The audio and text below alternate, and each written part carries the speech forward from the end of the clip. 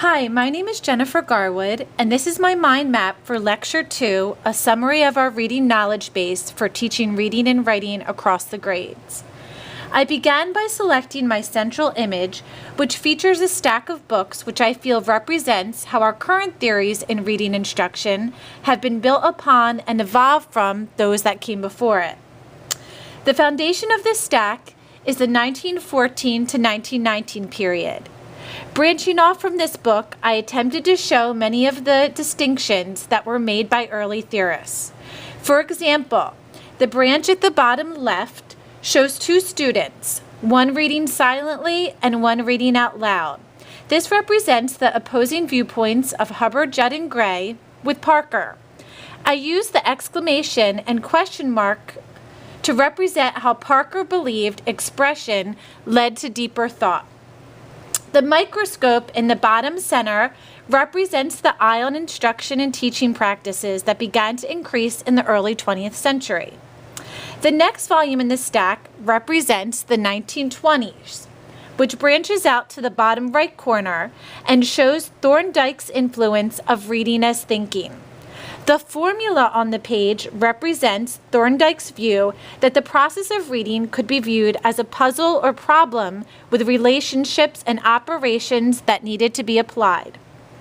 The 1930s volume branches out to Rosenblatt's ideas about meaning being derived from an interaction between reader and text, as well as the influence of basal readers in the teaching curriculum.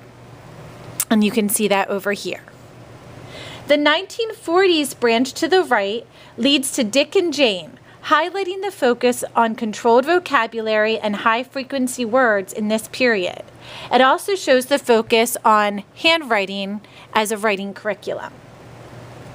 Back on the left, the 1950s shows the influence of theorists such as Flesch and Shaw.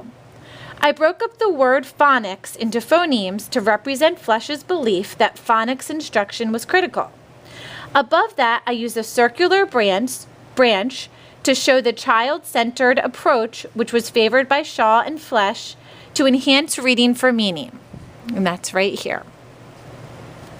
The 1960s and 1970s show a movement by Smith and Goodman to the whole language approach, rather than the phonics-based approach of the previous decade. I branched off to show some of the instructional strategies of this time, such as SQ3R and DRA, as well as the development of writing curriculum over on this side. As the 1980s come about, I used the image of a report with an F to represent that much research was showing failing schools in the country. I continue to branch out to show that research is focusing on two pieces of the puzzle, phonics and whole language instruction. Footsteps lead us to the 1990s, where the two pieces of the puzzle are finally united and the idea of a balanced literacy approach that incorporates both methods is evolving. Finally, the 21st century embraces the balanced approach. I have a man in a lab coat at the top of the page representing the role that the National Reading Panel had in influencing current theory. I have this man weighing some of the different strategies to see how effective they are. On the left, I have phonemic awareness, systematic phonics instruction, and vocabulary development.